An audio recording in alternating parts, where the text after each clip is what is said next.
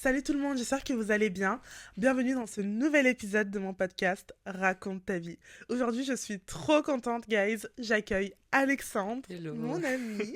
Tu te rappelles comment on s'est rencontrés? On s'est rencontrés en entreprise finalement, en alternance. Exactement. On était dans la même boîte. J'étais en alternance, lui aussi. Et du coup, on avait enchaîné les pauses café. Ouais, C'était c'est à ça. un de mes fameux déjeuners. Ouais, c'est vrai, Oui, t'organisais des petits déjeuners et tout avec tous les j'organisais alternants. grave les Et déjeuners. c'est comme ça qu'on s'est rencontrés. Exactement. Et Très du coup, sociable. depuis, on est resté en On est là. contact. Exactement.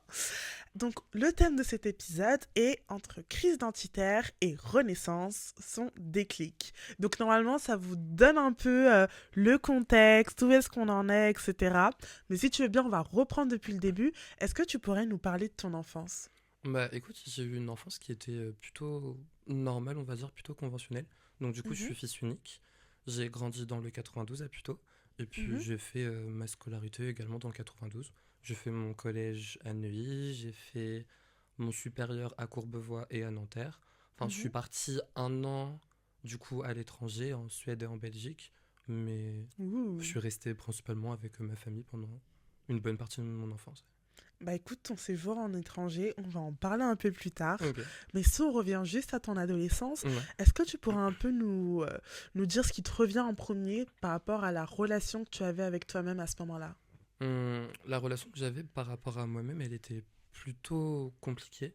Enfin, Mhm, déjà, dans un premier temps, l'adolescence, c'est une partie où tu évolues plus ou moins. Enfin, mm, tu es amené à prendre parti sur des sujets qui sont plus ou moins importants pour ton futur. Tu es mm, amené à te responsabiliser aussi, et puis même à expérimenter de nouvelles choses. Donc déjà, rien que la période en elle-même, elle était plutôt complexe. Maintenant, si je devais associer ça à ma propre adolescence, je dirais que c'était vraiment complexe, puisque j'avais plus ou moins certains petits problèmes en ce qui concernait ma confiance en moi, mhm, et même mon rapport avec le jugement des autres et tout. Et mhm, puis, en ce qui me concerne aussi, je suis très compliqué avec moi-même. Donc, malgré le fait que j'arrivais à entreprendre de nouvelles choses ou aller dans de nouveaux environnements, c'était quand même assez compliqué pour moi d'être, on va dire, plus ou moins satisfait de ce que je faisais. Donc, mhm. je dirais que ma relation avec moi-même pendant mon adolescence, elle était plus ou moins complexe. Et du coup, de ce fait, est-ce que tu te sentais un peu différent des autres? Bah, pendant une bonne partie de mon enfance, je me sentais assez différent. Mhm, Bah, pour mettre un peu de contexte quand même, c'est vrai que depuis que je suis tout petit, je mhm, vois et puis on me faisait comprendre que j'étais quand même beaucoup plus efféminé que tous les garçons qui m'entouraient. mhm, Donc je dirais que c'était ça en majeure partie qui a eu plus ou moins un impact sur ma confiance en moi. Enfin, mhm. ça tenait qu'à moi quand j'étais petit. C'est pas des choses que j'aurais forcément vues par moi-même, puisqu'en soi, moi, je faisais pas de mal à qui que ce soit, donc Bah oui. mon caractère était mon caractère. Mais quand dans un établissement A, on vient te voir, on te fait comprendre que ton comportement n'est pas normal, que tu vas encore dans un établissement B, on te fait comprendre que ton comportement n'est pas celui d'un garçon, par exemple, alors que c'est pour des trucs assez stupides, genre je préfère, on va dire, écouter de la musique que faire du foot, Mhm. bah, disons que ça impacte plus ou moins ta confiance en toi, puis ça te fait remettre beaucoup En en question question. quand même. Bah oui. Qu'est-ce que tu veux dire par quand les établissements te disaient ton comportement n'est pas normal? Quand je dis les établissements, c'est plus les personnes Oui. qui sont dedans, parce que moi, quand j'étais petit, j'étais assez actif et j'étais plutôt confiant, quand bien même mes centres d'intérêt n'étaient pas similaires à ceux des gens, mais bon, Mhm, plus on grandit, plus les gens commencent à avoir des jugements et des préjugés, et le fait que j'étais plus ou moins efféminé ou plus ou moins maniéré, ça faisait que mhm, les gens autour de moi, bah, par exemple les élèves qui avaient mon âge, étaient plutôt là en mode, bah, ton comportement il est pas normal, tu te comportes pas comme un garçon. Puis même des fois, lorsque des adultes se permettaient de faire des commentaires plutôt déplacés sur le fait que ouais, je sais pas comme un homme ou autre, mhm. bah ça fait que moi ça me mettait tout le temps en remise en question. Et le fait que ce comportement-là des gens se retranscrivait aussi dans, on va dire, au collège ou bien même au lycée par moment, même si c'était un peu plus discret, ça fait que ça remet en question et c'est tout le temps comme ça, tu vois. Bah oui. Mais comment est-ce que tu vivais ça? Bah, je pourrais pas dire que je le vivais bien. Au début, j'y prêtais pas trop attention quand j'étais petit, puisque c'est des petites moqueries, tu fais pas réellement attention. Mais vu que au fil du temps, tu commences à plus ou moins te construire, bah ça rend la chose plutôt compliquée. Tu te sens pas réellement bien, parce que tu te dis ça ou ça peut être mes centres d'intérêt. Mais même si ça peut être quelque chose qui me plaît ou qui me passionne, Mm. bah ce sera jamais accepté par les autres parce que ça ne suit pas telle ou telle norme. Bah oui. Donc je pouvais pas dire que je me sentais réellement bien par rapport à ça parce que tout était plus ou moins contrôlé. Mhm. Genre, je pouvais faire telle activité ou bien avoir telle passion, mais est-ce que ça aurait été accepté des autres, tu vois? Bien sûr. Bon, sachez que là, c'est un peu un aspect négatif qu'on est en train d'aborder tout de suite, hein. Mais tout à l'heure, on aura un peu plus de positif, Non, mais je ça vous tombe sur promets. du Mais positif, on c'est apprend, bien sûr. bien sûr, ça tombe sur du positif. Là, c'est surtout, là, le but, c'est de véhiculer un message, Oui. voilà, de confiance, etc. Donc, attendez un peu, hein, Ah, je vous partez pas rassure, tout tout de va suite. bien maintenant. Oui, non, mais juste, je pose ça comme ça parce que you never know. Donc, du coup, si je continue sur ce que j'étais en train de te dire, Ouais. euh, est-ce que tu avais ce sentiment de adapter ton image pour plaire? Oui, forcément. Et comment est-ce que tu as eu conscience de ça, en fait? Bah, je dirais pas que j'en ai eu conscience au début, Mhm, parce que quand j'étais à la primaire ou au collège, j'étais beaucoup trop jeune pour me poser ce genre de questions. Et mhm, je pense pas que ce soit à 12 ans qu'on doit se poser ce genre de questions. Mais au bout d'un moment, tu grandis, tu commences à prendre, on va dire, plus ou moins en maturité, et tu vois bien que certaines interactions sont différentes avec une catégorie de personnes et avec d'autres catégories de personnes, tout simplement. mhm, Donc, au début, je le remarquais pas forcément. Je savais que, enfin, si un ami préférait ça ou si une personne préférait ça, ça me dérangeait pas de faire l'effort de faire la chose. Mais quand j'ai commencé à aller au lycée et même en école de commerce, je me rendais bien compte que il y avait certaines choses, si jamais je devais les faire en fonction de ce qui moi me plaisait vraiment, bah je les aurais pas forcément faites. Mais c'est un peu comme une sorte de cycle infernal, on va dire. mhm, Tu commences à faire des actions qui toi te plaisent un minimum, mhm, mais tu sais que ça va plaire aux autres pour pas que tu te sentes plus ou moins rejeté. Mais quand mhm, tu commences à imposer ce genre de choses à toi-même lorsque tu es petit, bah, c'est des choses qui vont plus ou moins forger ta personnalité. mhm. Donc plus tu grandis, plus tu te rends compte qu'il y a forcément un problème et du coup il y a forcément une prise de conscience. Exactement. Ouais. Ça me fait penser comme à l'expression mettre des gens dans des cases. Mm. Je sais pas si tu regardais beaucoup de dessins animés quand tu étais petit ou pas. Ouais. Bah voilà, moi aussi c'était mon cas. Et en fait, en général, on avait vraiment ces étiquettes-là sur chaque personne, où Mm. c'était la personne populaire, super cool. Oui, voilà. On avait la brute, on avait l'intello. L'intello, il revenait à chaque fois, il avait toujours des lunettes et des boutons, étonnamment. Et Ah, vraiment, moi, je me rappelle que quand j'étais petite, j'avais vraiment cette image dans la vraie vie où tout le monde avait une étiquette sur le front mm. et chaque personne était dans sa catégorie. Et du coup, ça me fait penser à ce que tu dis, ce qui, bien sûr, est totalement Mm. faux. Mais ça, quand on est petit, en tout cas, je trouve que c'est un peu notre façon de se... Comment dire? De se placer, en Ouais, de se fait. placer, de se Ouais, former. Et mais puis c'est pas... même lorsque t'es petit en soi, Mm, tu commences à grandir par rapport aux influences qui sont autour de toi. Ça peut exactement. être papa, ça peut être maman, ça peut être ce que tu regardes à la télé, ça Mm, peut être tes amis. Donc forcément, tout le monde a plus ou moins une étiquette, mais sans que tu t'en rendes compte. exactement. Ouais.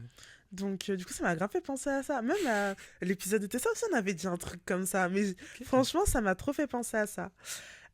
Et donc, en quoi, parce que du coup, il y a eu du jugement des autres, Ouais. évidemment, en quoi est-ce que ce jugement-là a influencé la construction de ta confiance en toi-même? Ça l'a beaucoup influencé parce que du coup, à force de te faire juger par quelque chose qui selon toi est normal, mais qui ne paraît pas normal pour d'autres, bah tu te remets constamment en question. Tu Mm, te dis, bah moi je trouve que ça c'est normal, mais pourquoi une personne A, une personne B, une personne C ne trouve pas ça normal? Du coup, ça a forcément un impact sur ta confiance en toi, parce que du coup, tu viens en étant, on va dire, toi-même, en te disant que telle ou telle chose va potentiellement bien se passer ou va se passer du mieux parce que tu es toi-même. Puis au final, tu te rends compte que pour certains, ce n'est mm, pas normal. Pour certains qui ont des idéaux différents des tiens, ou même des personnalités très différentes, ce n'est pas normal non plus. Du coup, ça impacte fortement la confiance, surtout lorsque tu es, je sais pas, je dirais lorsque tu es au collège-lycée, parce que tu commences à te construire. Tu vas dans des environnements qui sont différents, tu as des problématiques qui sont différentes, mais à côté de ça, la personne que tu es, enfin la personne de base que tu es, tu vois que elle n'est pas acceptée. Donc Mhm. ta confiance en toi prend forcément un coup, Bah et puis oui. tu te remets en question de plus en plus. Ah bah pourquoi on pense ça de moi? Ah bah pourquoi il se passe ça? Ou etc. Mm. Et encore, moi j'étais dans un environnement qui était plutôt bon. Enfin, j'étais assez bien entouré, mes parents m'entourent très bien et tout. Mais quand bien même mon environnement proche était incroyable, bienveillant et tout, il y a quand même tout ce qui concerne l'environnement global. Mm. Et ça a quand même un impact sur sa propre confiance, tu vois. Bah oui, bien sûr. Et ça, c'était vers quelle période cette quête de recherche, en fait? Je dirais que c'est plus venu quand j'étais en école de commerce. Parce que Mhm. j'ai eu la chance, quand j'étais au lycée, j'étais en filière littéraire. Mhm. Et j'étais entouré de personnes qui... En fait, tout le monde était très différent. Il y avait vraiment une assez grosse diversité au niveau des personnes qui étaient là. Et on grandissait tous ensemble. Donc du coup, et on n'avait pas changé de classe pendant 2 ans également. Du coup, ça faisait Mm. que on évoluait ensemble, on avait des problématiques qui étaient similaires, et puis on avançait comme ça. On avait des chemins de vie qui étaient très similaires. Mais quand je suis arrivé en école de commerce, là, je suis arrivé dans un environnement qui était totalement différent, avec une nouvelle diversité en ce qui concerne les gens. Et puis en plus de ça, il faut que tu te crées des repères, sachant que certains ont déjà créé des repères, que ce soit en France ou bien à l'étranger. Moi, en tout cas, dans mon école, je sais que certaines personnes avaient fait leurs études à l'étranger. Donc, on va dire que cette quête, elle est plus venue en école de commerce, mais plus par accumulation. Au bout d'un moment, j'ai eu un déclic, tu vois. Mm. Et du coup, c'était, si on commence à parler, pardon, de ta deuxième année Hmm. d'école de commerce, Ouais. est-ce que tu pourrais nous en dire un peu plus? Ma deuxième année d'école de commerce, bon, on a pu en discuter un peu, toi et moi, mais c'est Mm. vrai que c'était pas... Ah, c'était pas l'année la plus agréable. C'était Non. dur. Après, faut savoir, moi j'ai intégré mon école de commerce. La première année, c'était pendant l'année Covid. Donc, on n'avait pas non plus énormément de cours qui étaient en présentiel. On a eu 1 ou 2 confinements, je crois, pendant cette année-là. Mhm. Et ensuite, je réfléchis. On avait beaucoup de cours qui étaient en distanciel. Donc, on commençait à sympathiser avec des gens, on commençait à avoir des rapports et des interactions avec les gens. Mais ils étaient plutôt limités. Mhm. Parce qu'en soi, tu vois pas forcément tout le monde. Et du coup, ton intégration, elle se fait Bah très oui. différemment en école de commerce. La deuxième année, on va dire que c'était la première année où on était vraiment plus ou moins tous ensemble. Il y avait encore les contraintes du Covid, mais c'était les premières années où on était vraiment tous ensemble. Et du coup, bah, tu te dois de créer des repères, tu te dois de resympathiser avec les gens, tu te dois de refaire de nouvelles Mm. connexions.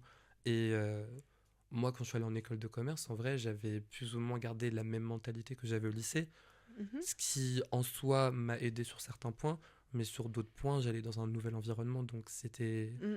plutôt compliqué, tu vois. Et comment dire? Bah, Quelle... le fait. Pardon. Ah oui, dis-moi. Quelle mentalité t'avais au lycée?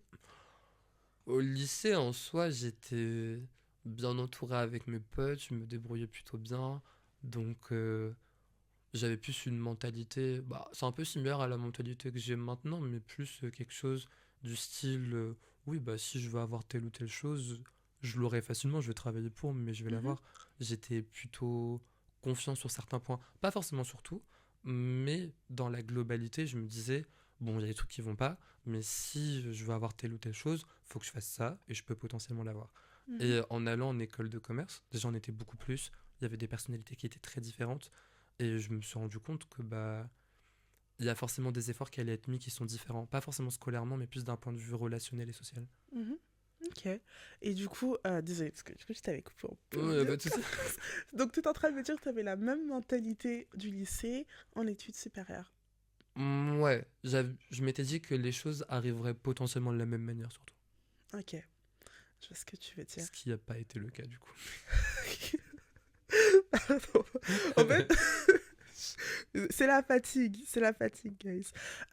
Donc, pour le coup, Ouais. comment est-ce que tu gérais ces émotions-là? Parce que du coup, l'étude supérieure, je pense que moi, en tout cas, c'est mon cas, hein, c'est le Ouais. tien aussi, et c'est le cas de la majeure partie des personnes qui regardent ce podcast. Mhm. C'est une époque où on ressent énormément d'émotions, Mhm. on a beaucoup d'émotions à traiter, et quand on rentre chez soi, bah, c'est un peu le moment où on fait le tri, si tu veux. Ouais. Comment est-ce que toi, tu gérais ça? Bah, je vais être très honnête avec toi, j'arrivais pas du tout à le gérer. Vraiment. Ah, J'arrivais pas du À chaque tout. fois, je pose cette question-là à quelqu'un, genre, comment tu fais pour gérer ça? Ils savent jamais Non, en fait, comment gérer. factuellement, j'arrivais pas du tout à le gérer, donc je pourrais même pas dire comment j'essayais ou pas, parce que j'y arrivais pas. T'avais En pas fait, tes petites méthodes. non, pas à l'ancienne. Vraiment, les émotions venaient, et puis après. Et aujourd'hui, comment tu fais? Bah, maintenant, je suis plus grand, parce que tu vois, cette période, c'était il y a 4 5 ans, donc Mhm, maintenant, j'arrive à prendre du recul et à me dire que, je sais pas, faut que je prenne du temps pour moi, ou peut-être que je fasse une autre activité, ou si jamais c'est un problème avec quelqu'un, que je me dise, oui, bah, faut que j'aille en parler à la personne, que j'aille confronter la chose, et mhm. puis après, on avise de comment la chose se règle, mais là, je devais avoir 19 ans, quand j'étais en deuxième année, entre 18 et 19 ans, et en toute honnêteté, je savais pas du tout comment régler la chose, parce que mes émotions, je les accumulais, je les accumulais. J'essayais de m'adapter à mon environnement, mais je voyais que j'y arrivais pas du tout. Et Mhm. même dans la manière de m'adapter, j'étais pas du tout satisfait de ce que je faisais. Donc du coup, à chaque fois, je ressentais une sorte de frustration, mais Bah oui, anciennement, je savais pas du tout d'où venait cette frustration, puisque du coup, je reproduisais plus ou moins le même schéma bah que ce que oui. j'avais quand Mm. j'étais au lycée. Donc J'étais comme ça aussi. voilà. Je me reconnais. Bah, tu vois. Donc, il n'y a pas. Enfin, je sais pas pour toi, mais Oui. pour moi, personnellement, il n'y avait pas réellement une manière de gérer la chose parce que j'arrivais pas à savoir où était le noyau, où venait le problème, tu vois. Bah moi même aujourd'hui, tu me parles de gérer mes émotions. Voilà quoi, moi gérer mes émotions, je pleure. Voilà, Ah, bah, c'est tout ce que je fais. en vrai ça prend et tout, mais Oui. c'est dur de. Après, toi, t'as l'âge que j'avais pendant cette période-là aussi, donc. Bon, c'est bon, je suis pas si Non, jeune mais. que ça, hein. Vous connaissez pas mon... Je pense une bonne partie ici connaît pas mon âge, mais je vais pas le communiquer encore. J'attends une surprise, j'attends un jour spécial pour le dire. Mais du coup, j'imagine que ton voyage à l'étranger a dû t'apporter énormément de maturité et Ouais. du coup a dû contribuer à ta façon de gérer les choses. Ouais. Bah, disons que la deuxième année, c'était une année où émotionnellement, j'arrivais pas à gérer grand-chose. Mm. Et disons que la troisième année, elle s'est positionnée sur la deuxième année comme une sorte d'échappatoire. Déjà, nous, on devait partir à l'étranger, c'était obligatoire dans mon cursus pendant Mhm. une année entière. Donc, je débarque dans un nouveau pays où je dois reapprendre à connaître de nouvelles personnes, me créer ma Mm. vie, devenir plus Mm. responsable, parce que c'était la première fois que j'habitais littéralement tout seul. Et en vrai, bah, du coup, moi, j'ai trouvé ça incroyable. Bah, tu Le m'étonnes. temps où c'est tombé, Le rêve. c'était la période idéale. Je me sentais pas bien et tout d'un coup, on me dit, bah, tu vas vivre en Suède. J'ai pu faire 1 milliard de trucs, découvrir la personne que j'étais. Ah, J'ai la même pu Suède. voyager. J'ai pu faire vraiment beaucoup de choses. Quel rêve. Ah J'ai bah. jamais quitté l'étranger. Franchement, j'ai trop d'expériences à vivre. La Suède, c'est incroyable. C'est Mais trop beau. après, t'es encore jeune, t'as vachement le temps, hein. Non, mais Ah, c'est vrai les gens, ils vont que. croire que j'ai 15 ans, arrête. Non, mais ça se voit que t'as pas 15 ans, mais t'as vachement le temps. Enfin, même moi, j'ai encore le temps, donc. On a quasiment le même âge, hein, Bah monsieur. oui, c'est ce que je t'ai dit tout à l'heure. Y a pas de souci. Donc, si je reviens sur ton voyage à l'étranger, Ouais, est-ce que tu pourrais nous en dire un peu plus sur comment est-ce que tu le vivais, comment est-ce que tu as grandi pendant ce voyage? ok. Alors, pour remettre un petit contexte, moi j'ai fait mon Erasmus en Suède, donc dans Mhm, une petite ville. Et puis j'ai fait ça pendant 6 mois. Et un mois après, je suis parti faire un stage en Belgique, en région mhm. flamande à Anvers, pendant 5 mois. Je faisais du marketing pour la région Benelux. Et Sympa. grosso modo, de ce que j'ai appris, déjà dans un premier temps, j'ai jamais vécu tout seul. Donc dès que je suis arrivé en Suède, bon, ma mère elle m'avait accompagné et tout, mais je devais apprendre à cuisiner par moi-même, je devais m'installer moi-même, je devais me créer de nouveaux repères dans un nouveau pays. En plus, je parle plutôt bien anglais, mais je pensais pas que j'allais devoir vivre une vie où je faisais Bah que oui. parler anglais pendant littéralement un an. Donc Mm, ça m'a appris à interagir différemment. Et puis aussi, tu avec des cultures qui sont très différentes. Une personne qui est française n'aura pas forcément le mm, même comportement qu'une personne mm, qui est suédoise, qu'une personne qui est indienne ou autre. mm. Et c'est normal, c'est la culture qui nous forme et tout. Donc ça apprend beaucoup sur la manière d'interagir avec les gens. Parce que du coup, il y a beaucoup de personnalités qui sont très différentes. Ça apprend beaucoup aussi sur le fait de se responsabiliser. Parce que du coup, tu n'as pas les mêmes responsabilités que si tu étais chez tes parents. Et puis, ça t'apprend plus à vivre par toi-même, on va dire. Mais vraiment par toi-même. Et donc, enfin, du coup, tu as quitté ce paradis, Ouais, parce que tu le décris clairement comme un paradis. Tu es revenu en France. ouais, Et après ça, tu as fait une première année d'alternance, si je me exactement. trompe pas, Ouais, qui ne s'est pas très bien passée, non. si je me trompe pas. Est-ce que tu pourrais nous en parler et nous dire un peu ce qui t'a marqué dans cette expérience? Bah, je suis parti d'un environnement où j'allais pas bien pour aller dans un environnement où ça allait beaucoup mieux parce que je construisais de nouvelles choses. Et puis après, c'est comme si on te dit, bah, tu retournes à la case départ. Bah Tu oui. rentres à Paris, tu rentres chez tes parents et tout. Même si j'adore mes parents, hein, Mm. mais j'habitais un an tout seul. La claque que je me suis pris quand je suis rentré chez mes parents, c'était très étrange. Mais oui. Si je me suis vite réadapté, mais tu dois de reprendre une vie que tu avais mis de côté pendant littéralement un an. Ah non. Et c'était la première fois aussi que je travaillais réellement, on va dire. J'avais fait mon stage en marketing, mais j'étais avec des équipes qui étaient plutôt jeunes et mon manager, elle était très positive. Donc du coup, l'expérience, elle était... Je dirais pas qu'elle était facile, mais c'était quand même beaucoup plus simple que d'autres personnes qui ont pu faire des Mm. stages qui se passaient moins bien. Et autre que ça, avant, j'avais fait des petits boulots, mais ça durait un mois, 2 mois. Mm. Là, je m'étais engagé sur un contrat qui avait duré 2 ans. Et puis, il y a tout qui changeait. Waouh. L'environnement, les tâches, le secteur d'activité, aussi la manière de communiquer avec les gens. Mhm. Et puis même, quand j'y pense, moi, j'avais encore mes problèmes à moi à régler. Je me sentais pas 100% confiant avec ce que je faisais. Je savais pas forcément où j'allais. Et puis même au niveau de mes interactions, je savais plus trop comment me remettre Mm. dans le moule, comment me remettre dans le bain. Et puis même en face de moi, certaines personnes avaient aussi des problèmes par rapport à ça, mais qui étaient différents des miens. Donc Mm. devoir me dire que moi, je dois m'adapter, mieux communiquer et peut-être mieux prendre sur moi, mieux contrôler mes émotions, alors qu'une personne en face de moi a les mêmes problèmes, mais Mm. sous un point de vue différent, c'était vraiment pas facile. C'est bitch m'étonne Ah et ouais, c'est non, surtout c'était... super décourageant quoi. Ouais, c'est ça. Tu reviens en France, en plus tu passes un super cursus, d'un coup t'es dans une alternance. Et là, tout d'un coup, c'est... Ouais, Oh non, mais c'est... Ça change la donne. Tu tu reviens, tu dis que m'étonnes. tu as évolué sur plein de choses par rapport à toi, ta Mm. confiance en toi, ta manière de gérer les émotions, ta manière d'interagir avec les gens, et puis tu reviens dans un environnement, et pouf, ça se passe pas bien. Mais qu'est-ce qui t'a le plus marqué au juste? Par rapport à ça, Ouais. après, il y a beaucoup de choses qui m'ont Mais je marqué. pense qu'on devrait faire carrément un épisode à part pour en Ouais, là, pour parler. ça, il faudrait faire Parce un que épisode un c'est peu très à long. part, mais Mais ce vraiment, qui m'a le ouais. plus marqué, c'était la difficulté de communiquer avec les gens qui est vite revenu. Mm. Surtout que j'étais plus adapté à avoir des gens qui... On va dire, en Erasmus, je faisais partie des plus jeunes. Mm. Donc du coup, j'étais avec des gens qui avaient des modes de vie qui étaient très différents. Et aussi, c'est un but différent. L'Erasmus, t'es là pour découvrir un nouveau pays, t'es là Mm. pour t'amuser. Là, l'entreprise, je suis pas là pour... Enfin, t'es là Ouais, pour découvrir une nouvelle entreprise, mais et t'es pas trop là pour t'es là blaguer, pour quoi. faire un Ouais, t'es là minimum pour de taffer. bénéf quand même, quoi. Ouais. T'as un travail à faire. Et des objectifs qui sont vraiment différents.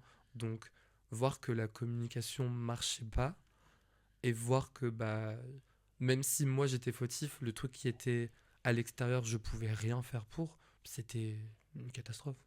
En tout cas pour moi. Et donc, tu as pris ton courage à deux mains. Clairement, hein, c'est le terme en vrai, c'est le terme. C'est ça, Et ouais. du coup, tu as décidé de poser ta démission. Exactement. Comment est-ce que tu as eu ce courage-là et qu'est-ce que ça t'a apporté? Je voyais bien que quand j'en parlais avec mes parents de mon alternance, quand j'en parlais avec mes amis, je me sentais pas bien. Mm. Même les autres alternants qui étaient avec moi, certains ils me faisaient des petites remarques en mode tu parais triste, genre ça va pas. Et en soi, moi j'ai toujours eu l'habitude de garder mes émotions pour moi, d'être moins expressif. Donc du coup, Mhm. qu'on me dise que je paraissais triste, bah, je me suis dit bah au début Bah oui. bah c'est passager, ça va aller. Je connais pas Mm. l'environnement dans une entreprise. Peut-être que c'est comme ça et puis après tu apprends. Enfin, le travail, Mm. c'est pas non plus Mm. supposé être là où tu t'amuses tous les jours, ça je le Mm. conçois. Mais je voyais bien que mentalement, j'allais au travail, j'avais la boule au ventre. Je voyais bien Ouais, ça que allait pas du tout. j'arrivais pas du tout à interagir avec les gens. Puis même au niveau de mes amitiés, un truc à la con, mais tu vas pas bien, t'arrives pas forcément à tout en cacher. Au bout d'un moment, t'accumules et par Mm. moment, t'exploses ou tu deviens froid pour des Mm. raisons qui n'ont littéralement aucun sens. tu Ah, vois. que pourtant, t'as un sucre. Hein. Franchement, ça m'étonne de me dire qu'un jour, Alex, il a été froid dans sa vie. Moi, je le connais depuis un moment. Hein. Je sais plus comment. Ça fait quoi? 1 an et demi? Ah, ça a Non? commencé à faire, ouais. Non, moi, Enfin, je pense que ça fait 2 ans. C'est moi qui décide de la durée de notre amitié. Moi, je pense que ça fait donc, 2 ans, si on est Myriam a dit potes. 2 ans, c'est 2 ans, y a Ça pas fait de 2 ans. souci. Et franchement, en 2 ans, je ne l'ai jamais vu froid. C'est un mec super chill. Tu vas lui dire, la Terre va exploser. Il va dire, c'est pas grave, on va trouver une On est solution. là. Il est très Montessori et tout. Et moi, j'arrive pas à Ça, me dire dans ma tout tête. ça. Moi, j'arrive pas à me dire dans ma tête qu'à un moment donné, t'as été dans un environnement vraiment où ça refermait ta lumière. Parce que t'es quelqu'un de Hmm, solaire. Qui refermait sa lumière, qui te rendait froid. J'arrive pas à hmm. imaginer ça. Je dirais pas que j'étais froid tout le temps non plus, ce serait un peu trop Oui, quand bien même. sûr. Il y a quand même des périodes qui vont plus ou Oui, moins oui, ça, bien, c'est clair. mais c'était trop. Émotionnellement, c'était trop. Mm, C'est comme si tu prends ton temps à cacher tes émotions, tu restes un peu dans le mm. déni, et tout d'un coup, ton environnement il te dit bah non, tu seras pas dans le Mais oui, déni, exactement. ton émotion tu vas la vivre, que tu le souhaites ou pas. Et là, c'était comme s'il y avait un trop plein d'émotions qui revenaient, Bah oui. et je me questionnais tout le temps, et je me sentais pas bien. Je rentrais chez moi par moments, je pleurais et tout, ça arrivait pas tout le temps, tu vois, Oui, mais bien sûr. ça allait pas. Et du coup, par rapport à ça, bah, en parlant à tout le monde et en voyant que vraiment il y avait un consensus, tout le monde était là en mode bah Alexandre, ça va pas. J'ai eu le déclic dans ma tête, je me suis dit bah je vais pas rester. Au pire, Mm. je prends du temps à trouver une autre alternance, je prends du temps à trouver quelque chose qui me plaît, mais faut partir, c'est maintenant ou jamais. Donc j'avais commencé à postuler et tout, à envoyer mes CV partout, et du coup j'ai été pris là où toi et moi on s'est rencontrés. Et du coup bah j'ai dû prendre mon courage et puis j'ai dû annoncer ma démission. Et même ça, je le faisais, je tremblais. Vraiment, j'étais assis à côté de ma manager et vraiment, j'étais là en mode faut que je t'annonce un truc et tout. Oh. Ouais, vraiment, c'était. Ouais, vraiment, Tiens. j'étais comme ça. En plus, c'était même pas un papier à donner le truc, tout était en ligne. Vraiment, je devais juste annoncer le truc et j'étais là en mode je vais me faire défoncer. Et elle a réagi comment?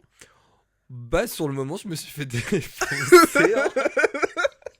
À Bon. l'évidence, c'était pas foufou. Mais après, la personne en question avait aussi. Enfin, elle était dans un environnement qui était très stressant et Bah tout. oui, tu Et m'étonnes. elle devait avoir plus de personnes que moi pour l'aider.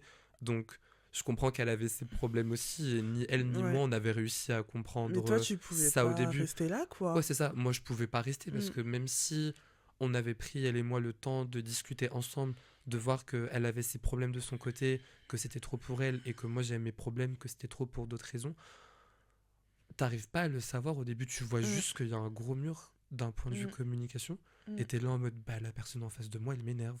Bah La oui. personne en face de moi elle me fatigue. Je ne la supporte plus. Mm. Donc c'était pas tenable. Et du coup, pour répondre à ton deuxième point, après ça, moi je me suis senti beaucoup plus libéré en tout cas. Parce que déjà, je savais que j'allais en finir, même si, euh, même si en soi, il me restait encore quelques mois avant ma rupture conventionnelle. Enfin, je savais que du coup, ça allait être vraiment temporaire, temporaire et pas sur 2 ans. Et Mhm. puis même, ça m'a permis de un peu plus relativiser, d'avoir un peu plus l'initiative et la décence d'avoir une discussion avec la personne concernée pour Bah qu'on puisse oui. régler les choses ensemble. Moi, j'ai compris des choses. Du coup, je voyais bien que par moment, mon comportement n'était pas le meilleur. Elle a compris des choses. Donc, vice-versa, elle a compris que son comportement n'était pas le meilleur. Et on arrive à un consensus. Mais du coup, ça fait grandir. Parce que du coup, tu prends le temps d'avoir un vrai feedback, tu prends le temps de bien discuter et tout. Et puis, d'un autre côté, tu portes ton courage et sais que tu peux le faire pour d'autres moments, tu vois. Et donc, t'as atterri dans l'entreprise où on Exactement. s'est rencontrés. Où tu m'as rencontré moi Ouais, et, et également Angela qui a tourné dans notre premier ouais, le épisode. premier Un épisode, ouais. fun fact. Et également notre régisseur super talentueux qui est en régie actuellement. C'est drôle parce que du coup, tout le monde est lié. Euh, Qu'est-ce que ça a réveillé en toi de rencontrer des personnes aussi. Bon, c'est pas pour me saucer, hein, mais aussi affirmées.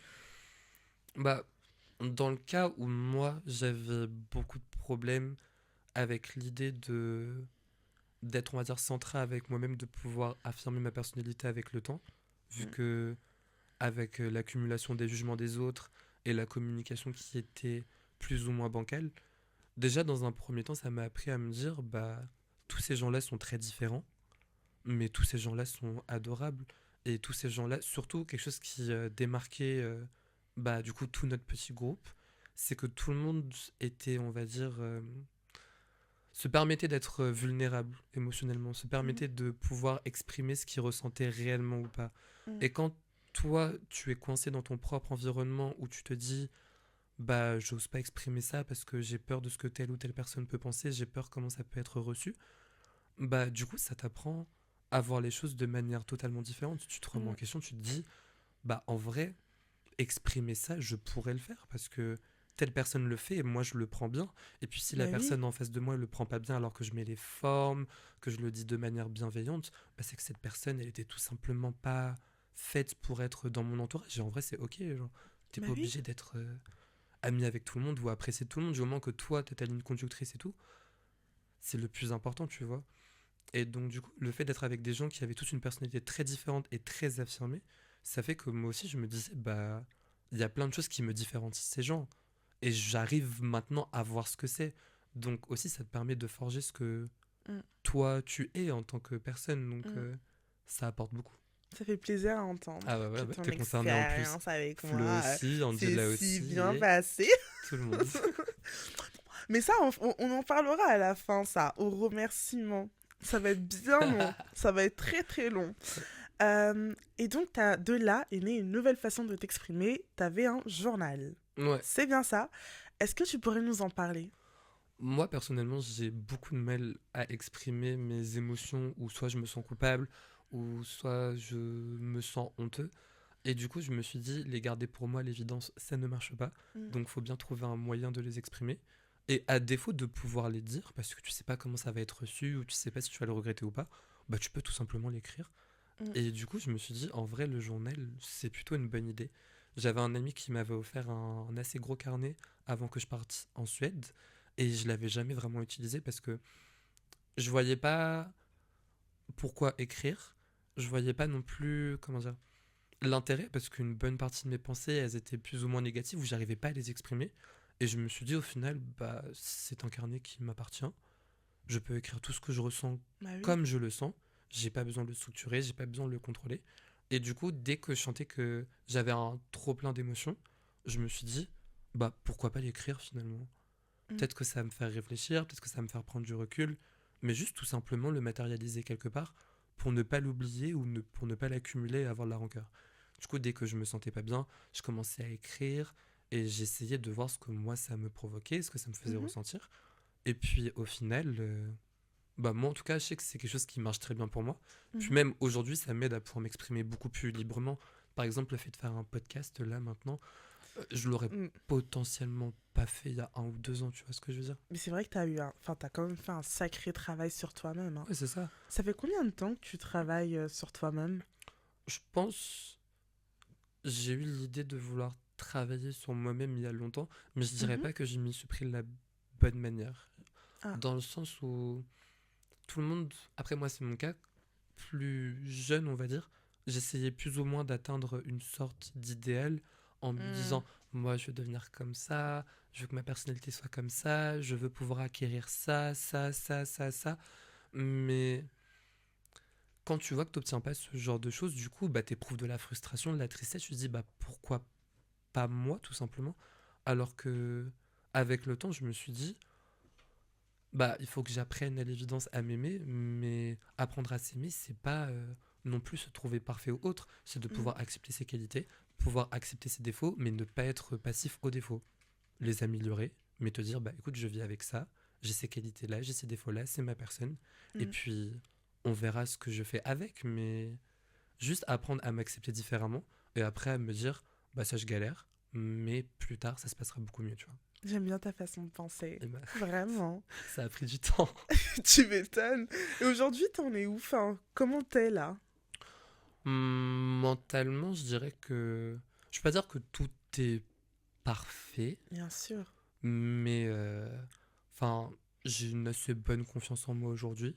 Mhm. Je suis assez conscient des qualités que j'ai et des défauts que j'ai. J'ai un très bon entourage aussi. Et puis, je me rends compte quand même que j'ai entrepris énormément de choses. Bah J'ai oui. beaucoup voyagé, j'ai fait beaucoup d'épreuves challengeantes, enfin, j'interagis avec de très bonnes personnes, j'essaie toujours plus ou moins d'évoluer. Et en soi, moi, personnellement, là, ça me convient très bien. Donc, Aujourd'hui, je suis dans une phase plutôt calme, où j'ai Mhm. plutôt confiance en moi, où je vais pas forcément me blâmer sur telle ou telle chose.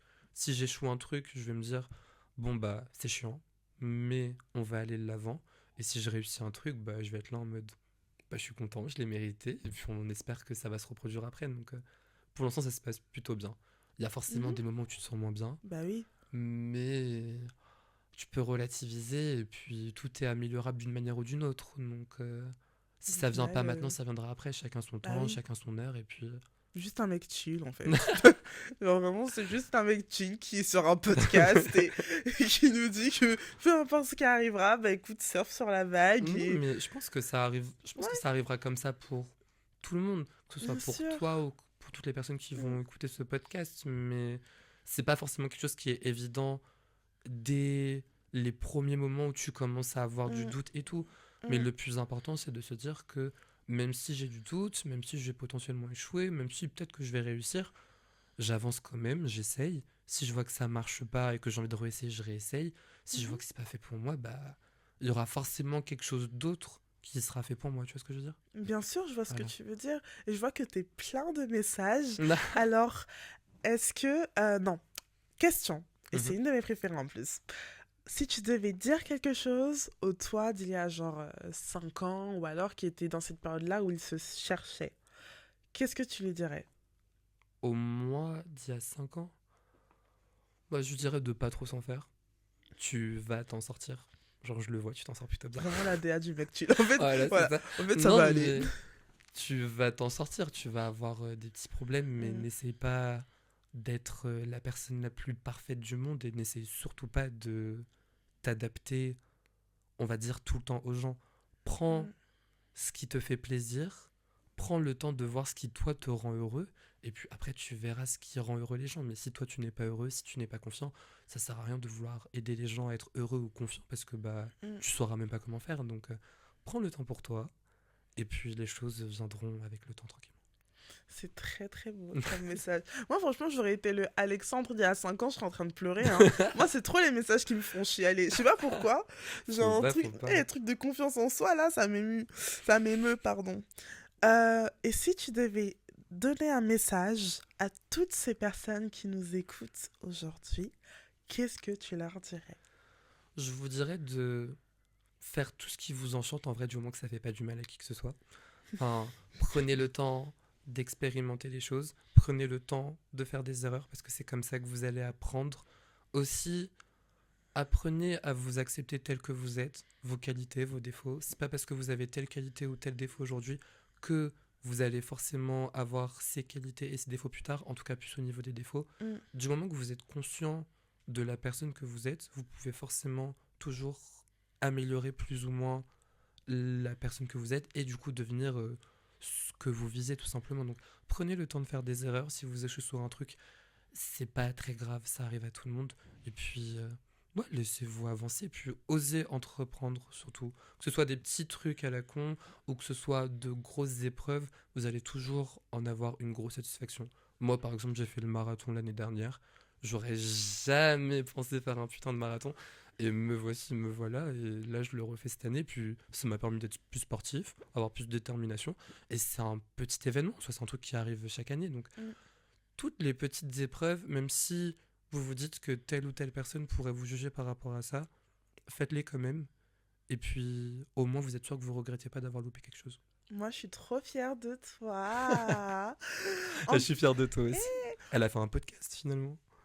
Bah ouais. Bah ouais. Mais ouais, mais Ouais. en fait, 2025, c'était mon année. Bon, là, on tourne en 2025. Je crois que l'épisode, il sort en 2026. Donc là, je suis pas Ouais, dans c'est le vrai. bon truc. Mais 2025 a vraiment été mon année.